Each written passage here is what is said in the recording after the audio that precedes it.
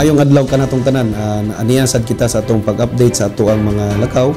Ilabi na atong naimbita kita sa blessing dito sa Barangay Patpat sa isa ka high-tech kaayo na hog facility or piggery farm in which automated na ang tanan gikan sa pagbahog, gikan sa pag-separate sa inayan ug sa mga anak hantod sa pagpadako sa mga baong baboy. Kani gitawag og Farm Crest Venture Incorporated in which nag-invest ni sila sa Malaybalay adto pang niagi pipila ka tuig ug kani expansion lang. So on behalf of the people of Malaybalay, kita diri sa Malaybalay ug tanan kawani sa mga trabahante dis dakbayan sa Malaybalay, nagpasalamat gyud na naani ng mga investor kay kini nakatabang ni sa atong ekonomiya. So ang mga trabahante niini, ang uban ani taga Malaybalay ug nakahatag kani og dako-dako gyud siya na katabang sa economic activity sa Malaybalay.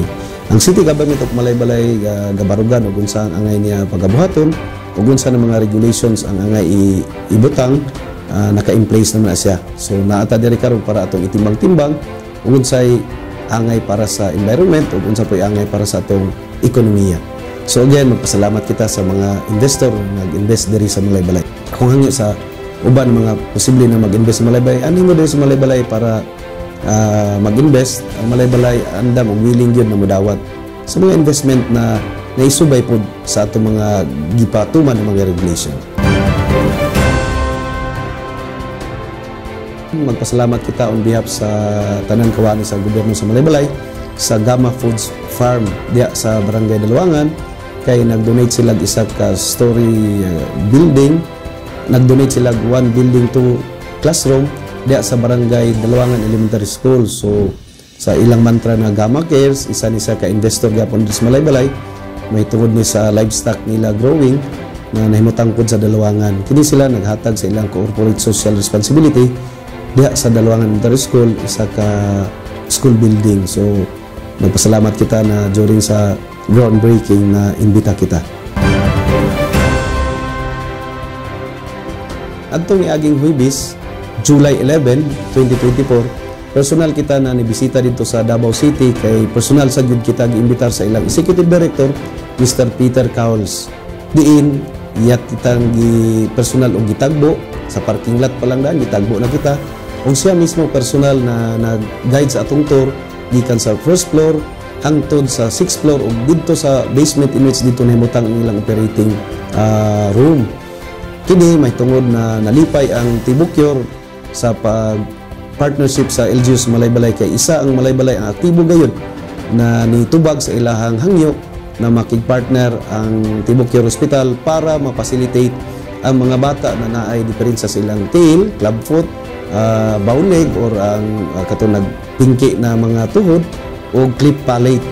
Kani sa mga igsoon, isa ni sa kamisonary na hospital in which ang atong partnership anin hospital dako gyud ikatabang.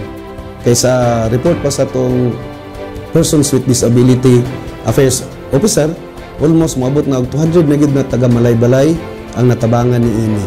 Kini ang katong mga pasyente niini wala gani ni sila bayad didto sa maong hospital. Busa adtong niaging adlaw ato yung giadto didto o giatubang ang gitubag ang personal na invitation sa Executive Director.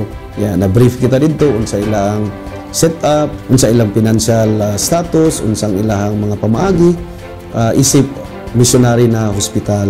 So na nilamdagan sa kita ug unsa ang ilang mga pamaagi. Ang ila didto na matabangan lang sila na pag-transport sa mga pasyente, unya ang pre-assessment in which gihigayon diri sa Malaybalay kay para pag-abot didto plaster na tanan.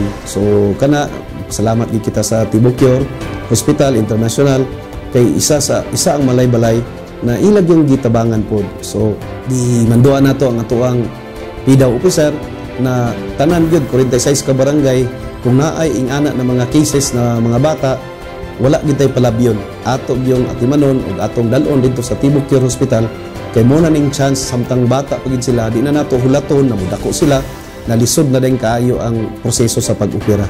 So again, daghang kay salamat sa Tibucure Hospital diha sa Davao, pinagi sa ilang Executive Director Mr. Peter Cowles na personal gyud na nag-abi-abi sa atoa ug naghatag og higayon na mag-partner nato ang ilang hospital. Kana lang ug daghang salamat.